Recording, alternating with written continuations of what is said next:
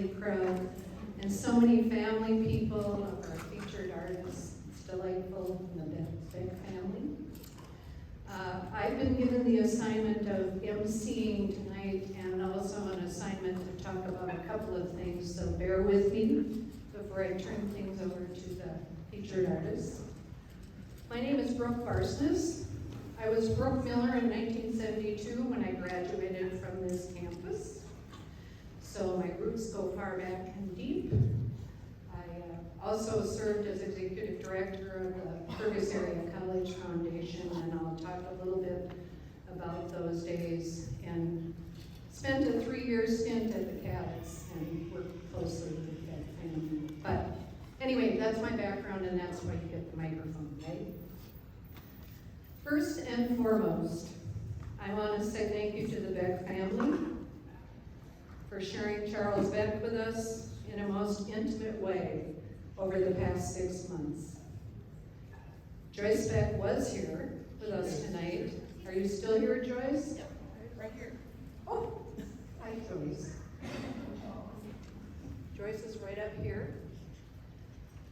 We especially applaud Joyce's example of how to love an artist.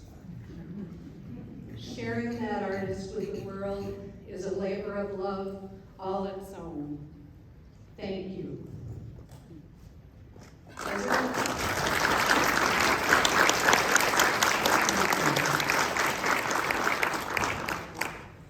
They have shared so many private things of their personal ephemera and Charlie's work, and I hope everyone steps down here on this spoke off of the Charles Beck Gallery and has a chance to see the envelopes that Charlie drew caricatures on and wrote to his then young love, Joyce Hagy. So do take a spin down there and look at the letters.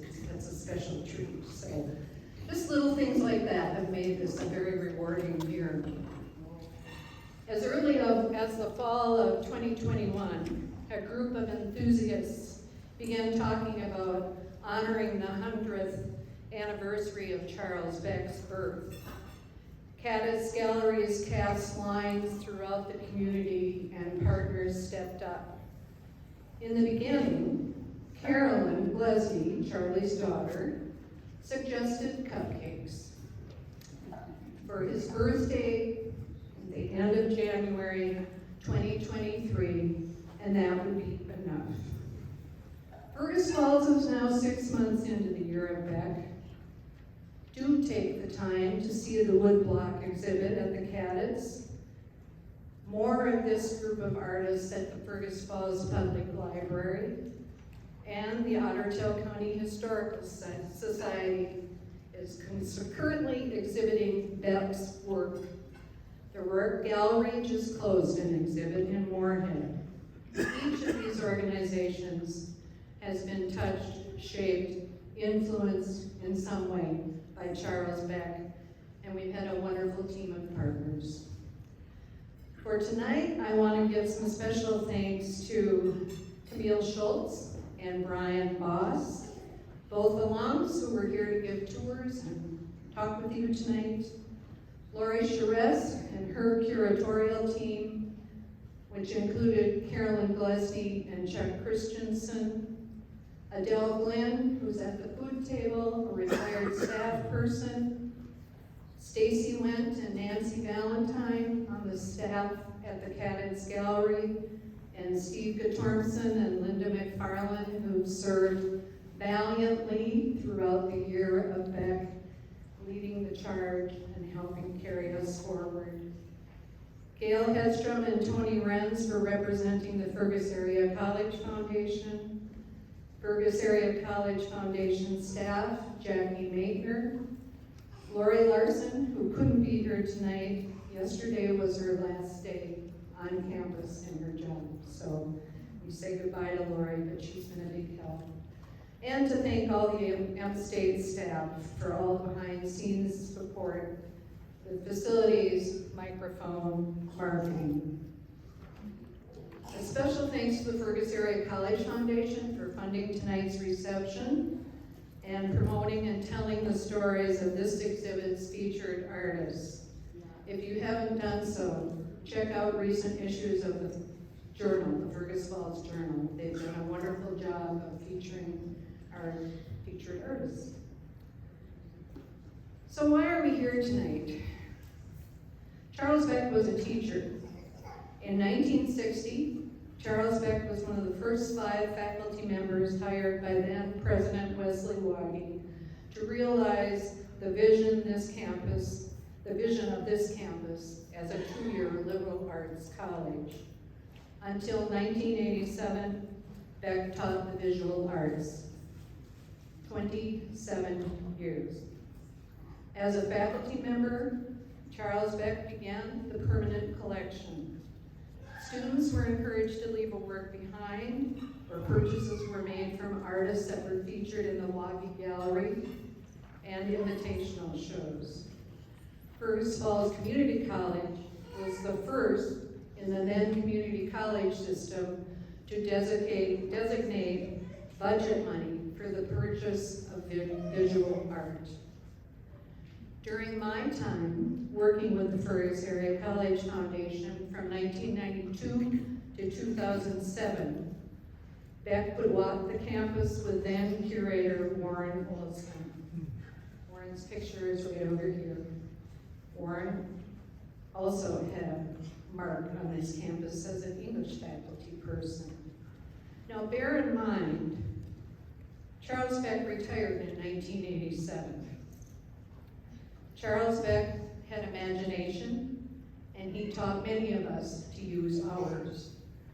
By some brilliant stroke of genius, Warren Olson, Charlie Beck, and I ended up on the Facilities Planning Committee. I think the brilliant stroke of genius came from Dr. Ken Peters, who is here tonight. Will you wave? Thank you for giving us a long leash.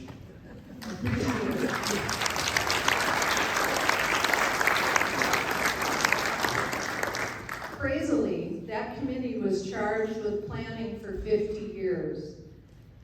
And it did seem crazy at the time, but that was 25 years ago now. Frank Lloyd Wright once said that an idea is salvation by imagination. No empty space went unnoticed with Charles Beck, and we would be off to pursue an idea. He often brought along funding and a team of willing helpers. He made me a successful fundraiser. Through the permanent collection, Beck helped create a special culture on this campus.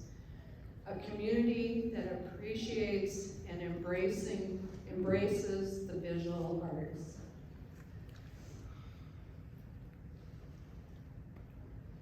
During those halcyon years, we were in a position to pursue and find funding for some big ideas.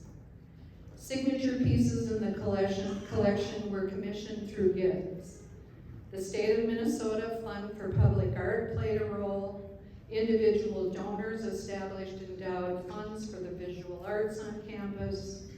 And over the years, Charles Beck also inspired, saved, procured some magnificent works of art for the MState collection.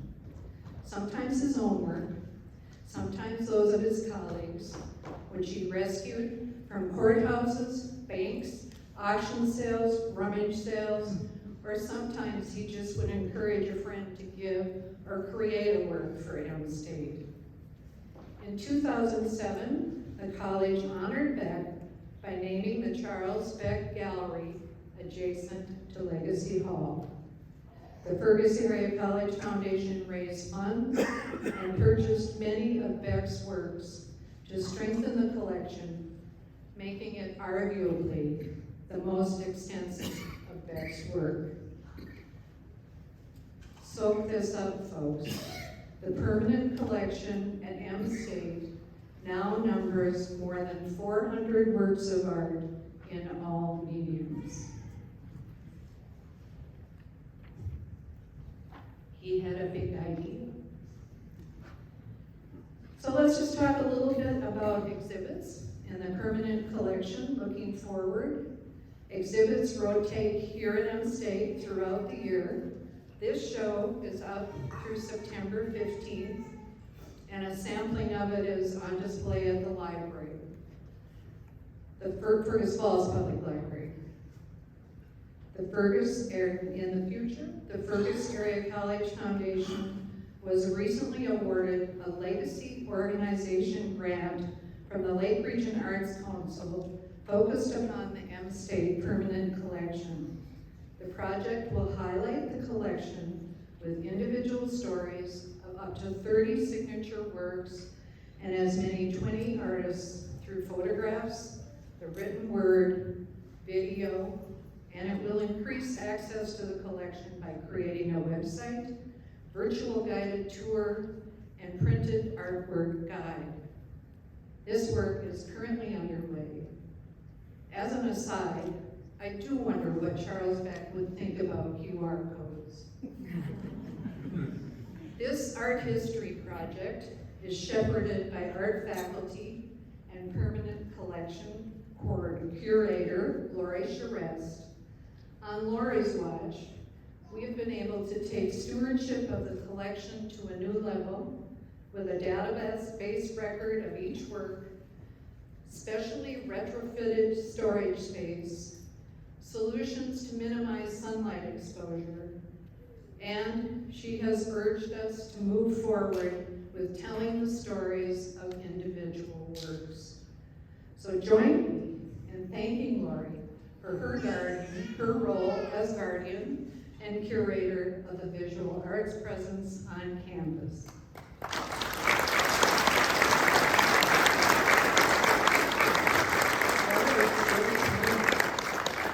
So in addition to being curator, she teaches ceramics and has legions of students that are wonderful potters. And we know her also as the Potter Daughter on Otter Tail Living. So thank you. It is just so fun to see everyone here. I feel sad in a way that I really didn't ever get to know Charles Beck as a friend. He was a friend of Warren's, and Warren was my friend. So I was frequently introduced to him, but I never really got to know him well. And after seeing the attendance at all of these celebrations for him, I just see that he was such a loved man and artist and teacher, and so respected. And I love his work too. I just wish I would have been able to talk with him more about it. When I first started, one of my first tasks was to go through and document a whole drawer full of his woodcut prints. And I spent an afternoon doing it, and the whole time I was repeating to myself, I can't believe I'm getting paid to do this, because it was such a delightful thing to do. Warren, as I said, was Charles Beck's friend, and just so you know, the punch recipe today is Warren's. I thought that was a way that he was here for us. And when I was looking at through the files, there were 3 files of Warren's punch recipes, so it was very important. One of the things that Warren mentioned to me that I don't know if a lot of people know, he and Charles Beck were really instrumental in choosing the trees on this campus. And if you've ever been out here in the spring, it's like a work of art itself. The trees, when you come up the main driveway, are in full bloom, and then they turn into red berries later on with the snow on it. And it just, everything he touched seemed to be just a really lovely work of art. I did want to let you know we do have other exhibits here, and always welcome you to come out for the exhibits and for the receptions. And I'm always a teacher here. I have an assignment. There's 2 notebooks on the back by the foundation table, and if you are an artist and would like an invitation to the invitational, if you would sign up with your name and address and email. And if you are an art lover and would like to be informed of the exhibits that are here, there's also a notebook that we can get you on our mailing list. So thank you again so much for coming. It's just delightful to see so many of you here.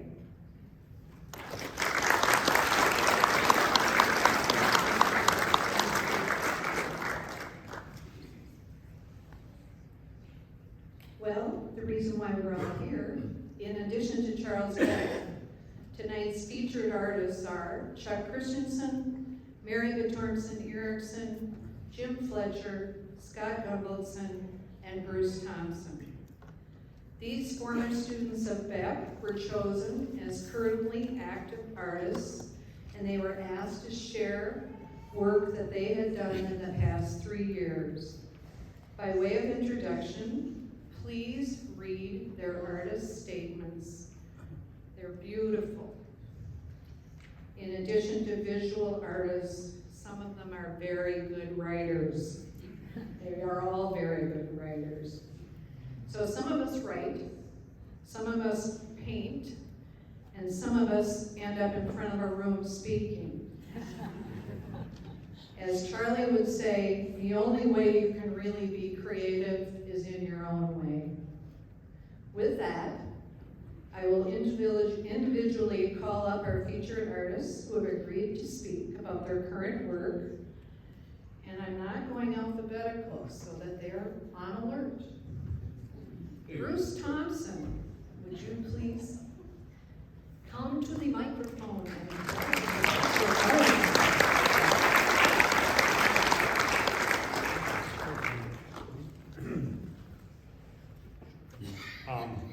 This is quite an honor to be chosen to do this.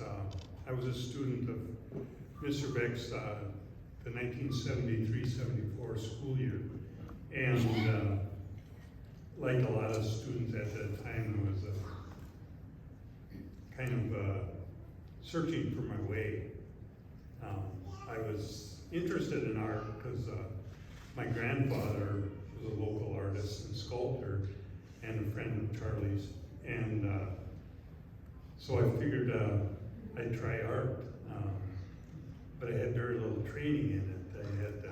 I went to school in Underwood. I think I had an art class in 7th grade, and that was it. So I was pretty much a rube when I entered the art scene.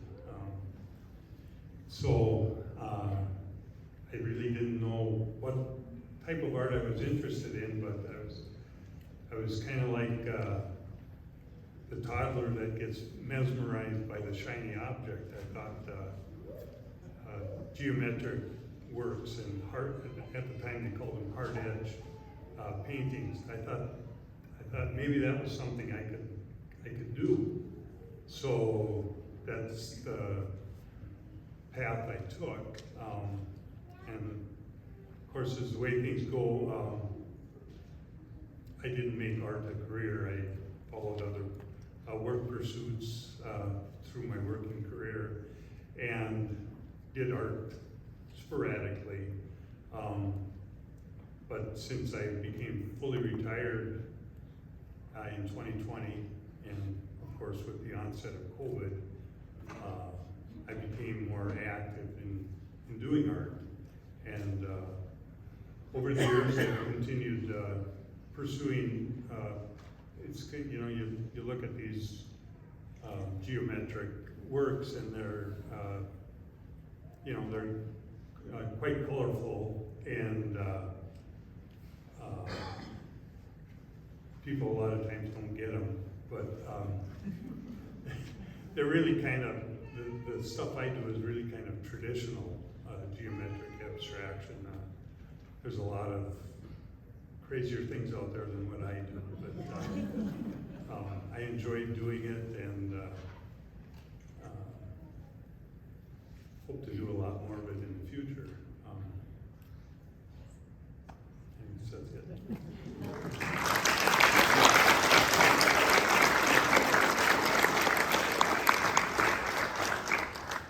Great. I'm desperate. Where's Chuck? Chuck Christianson, you're up next. Here he is.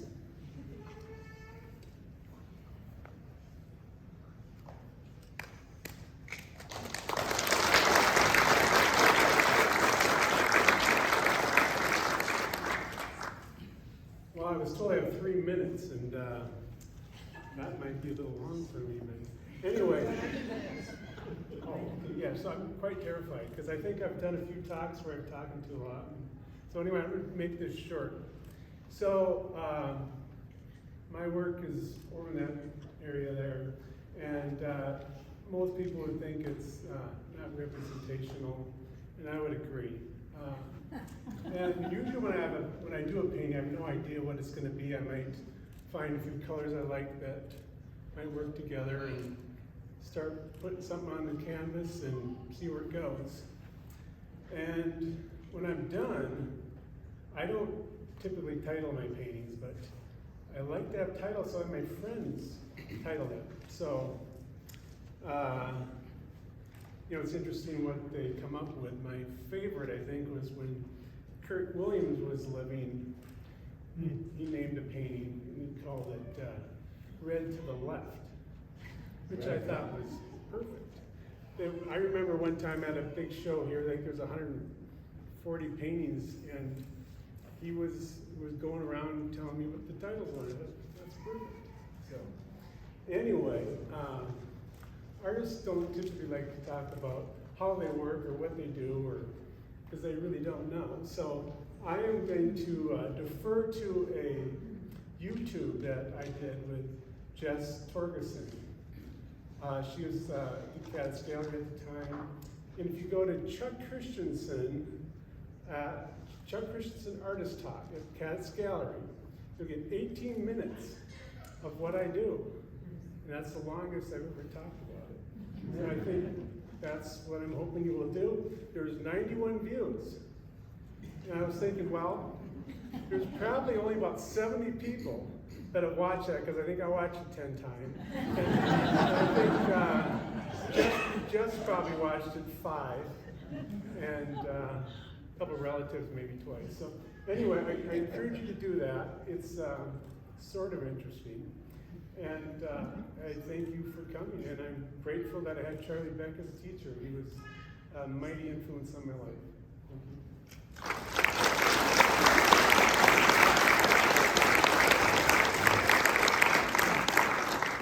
I'm sort of feeling I should be pulling these out of a hat or something. Mary Guttormson-Erickson, please.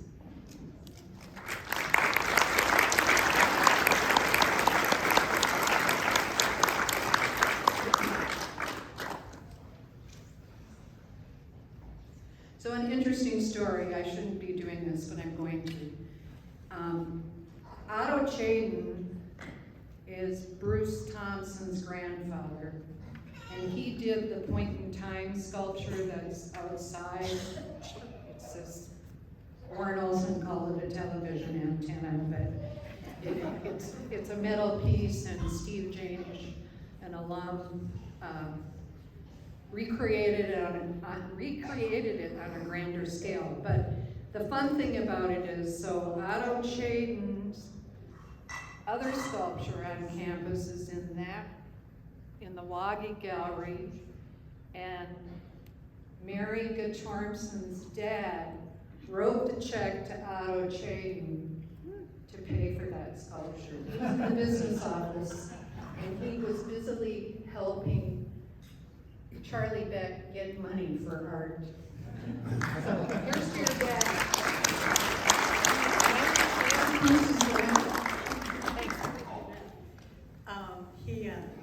Dad also used to. Microphone closer.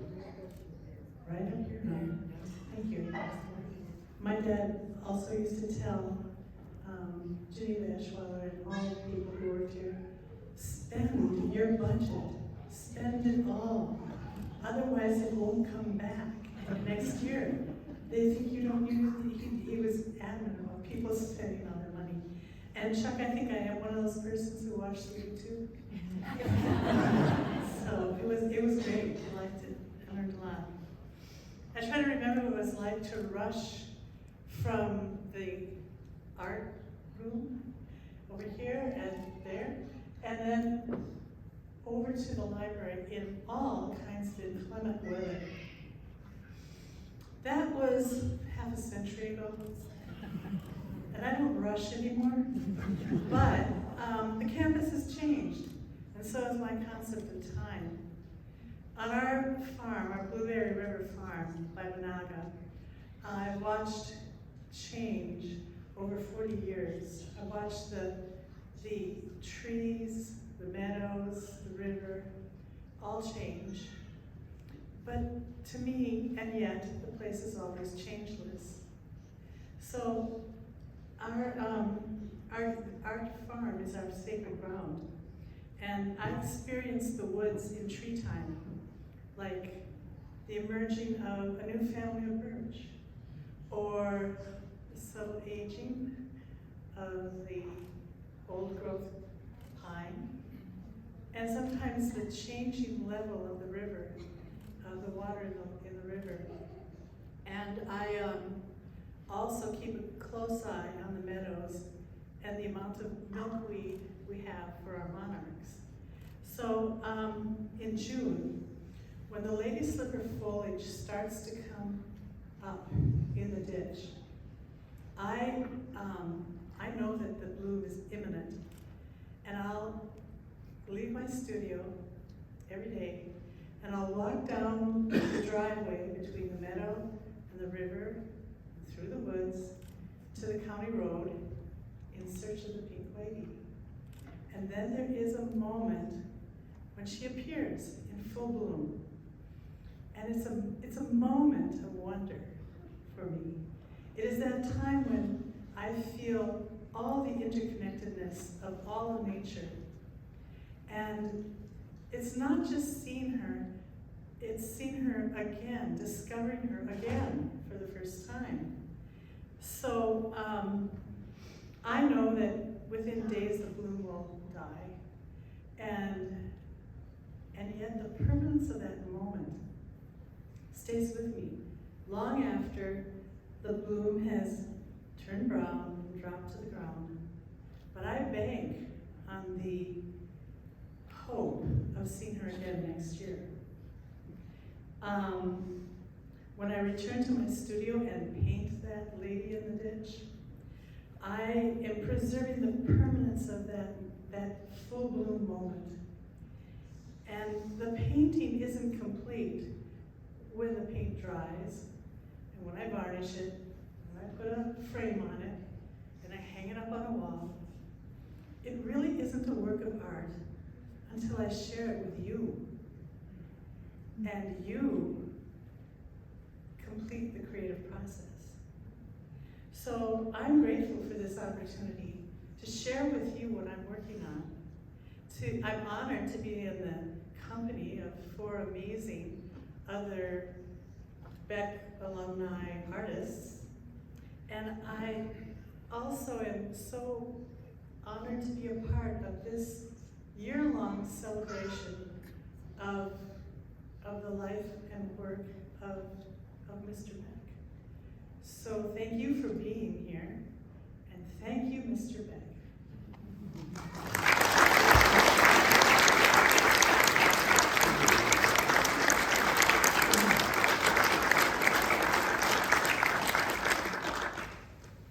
Last but not least, Jim Fletcher.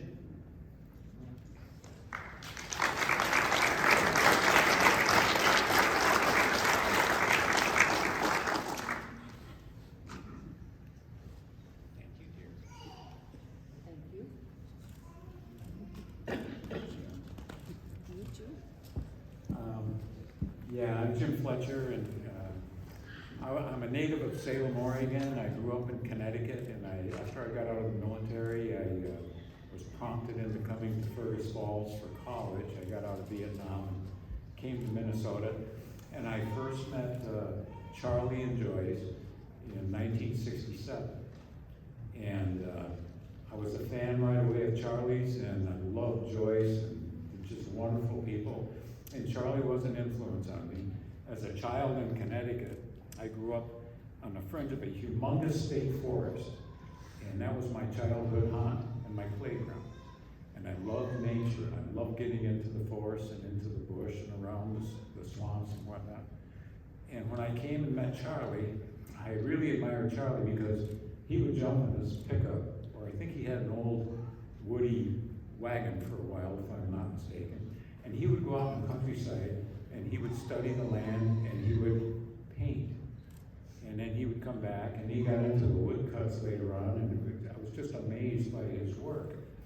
And he was influential that way because while here, I would go out to some forest. Maplewood State Park is very close to my home.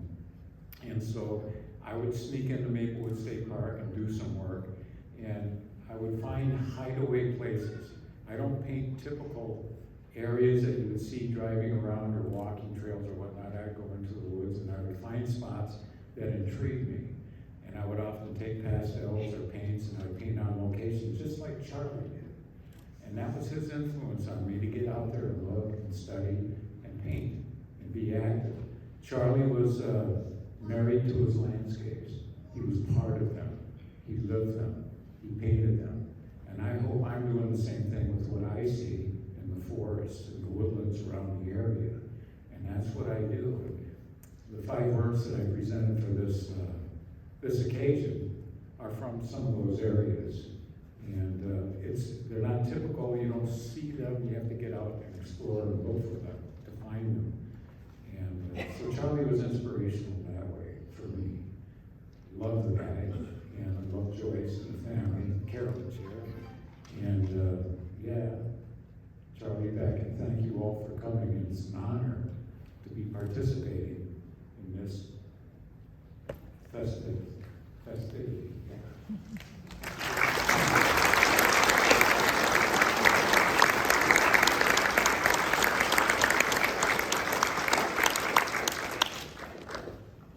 So if you're wondering, Scott Guttormson could not be with us tonight. So yes, he is conspicuous in his absence.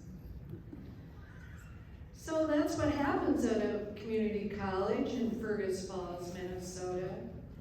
And I hope that you will visit the Kaddatz website, kaddatzgalleries.org. They're the keeper of the calendar of what's happening this year with A Year of Beck. There's a couple of flyers back on the foundation table that has a schedule. So stay tuned. We'll be doing this through December. So as we stand in Legacy Hall, surrounded by the Charles Beck Gallery, with his work alongside of that of his students, each creative in their own way, I want to thank you for sharing your gifts of imagination for featured artists, and the families and friends who have turned out. Can't have a party if no one shows up. So we'll be here for a little longer and enjoy one another. The library is probably still open if anyone would like to take a tour down to the library and hear the story of a rescued mural from the Stevens County Courthouse. We would welcome you to do that. But enjoy being together in fellowship and worship of the visual arts. Thank you.